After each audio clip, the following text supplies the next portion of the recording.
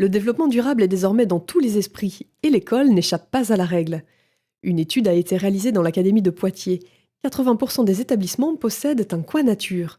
63% déclarent l'utiliser pour mener des actions pédagogiques avec les élèves, tous niveaux confondus, même si les lycées sont moins bien dotés. Le jardin potager est le plus souvent présent. Il est le point de départ de travaux variés et facilite les croisements avec d'autres thématiques, comme le gaspillage alimentaire, la nutrition, les saisons. Un composteur complète quasi systématiquement le dispositif. Des hôtels à insectes équipent 30% des établissements. Viennent ensuite les nichoirs et les friches. Les mares restent l'apanage des enseignants les plus convaincus. L'utilisation des coins nature dans le premier degré est très forte en maternelle. Elle décroît ensuite avec les années. En collège, l'utilisation est très fréquente en 6e, programme de SVT oblige. Mais l'étude de la biodiversité en seconde ne provoque pas le même effet au lycée. L'observation du terrain semble ici s'effectuer en dehors de l'établissement. L'exploitation pédagogique ne se limite pas à l'inventaire de la faune et de la flore. L'Académie de Poitiers a créé un blog qui rassemble des tas d'idées et des modes d'emploi pour aménager un jardin, créer une mare, observer les oiseaux ou les insectes. Rendez-vous sur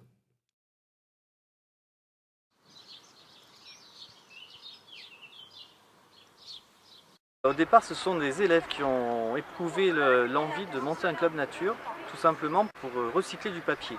Et à partir de là, donc, le club nature a démarré et s'est étendu à d'autres activités. On recycle aussi donc, les déchets alimentaires. Et le jardin en fait, a commencé avec l'installation d'un composteur au collège. Faire du compost, c'était une bonne idée. L'utiliser au collège, ça paraissait compliqué, donc trouver ce jardin, ça a été formidable. Club Nature aujourd'hui, c'est quelques élèves, c'est sur la pause méridienne. Et on s'intéresse donc à tout ce qui va être coin nature dans le jardin.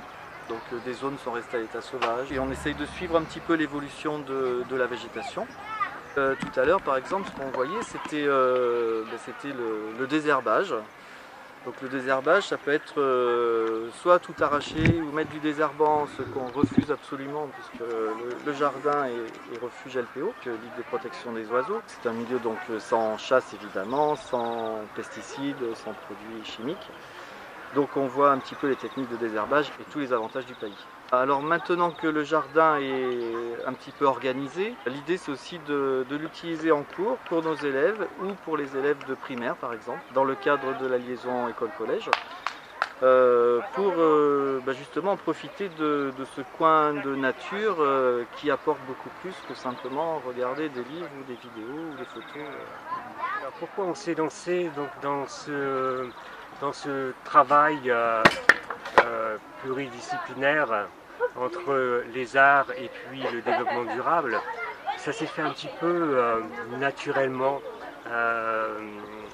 C'est là beaucoup des projets en art plastique qui sont réalisés ici, en art plastique et en musique, réutilisent, recyclent des matériaux. Nous travaillons assez régulièrement à partir de matériaux.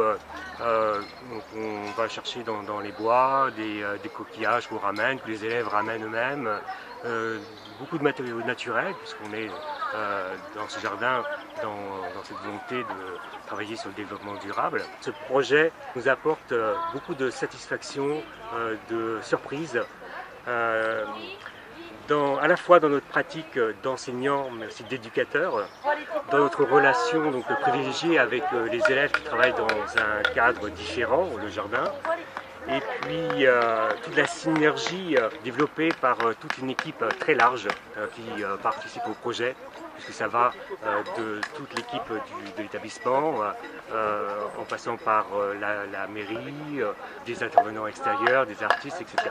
Je suis plasticien et je travaille en règle générale avec de la récup, donc je fais des installations, des sculptures, des choses comme ça.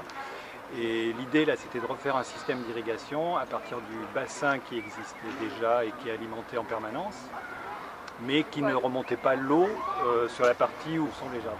L'eau est remontée que quand il y a du soleil en fait, puisque c'est le panneau solaire qui active la pompe. Et après, avec tout ce qu'on a pu trouver, donc des pieds de lampadaires coupés en deux pour faire des canalisations, on a coupé des barriques pour faire des réserves, et il y a des systèmes de robinets, des choses très simples au départ pour que les enfants les comprennent. C'est des enfants que volontaires, ils sont dynamiques, ils sont joyeux, et puis ça se voit le travail qu'ils font, quoi.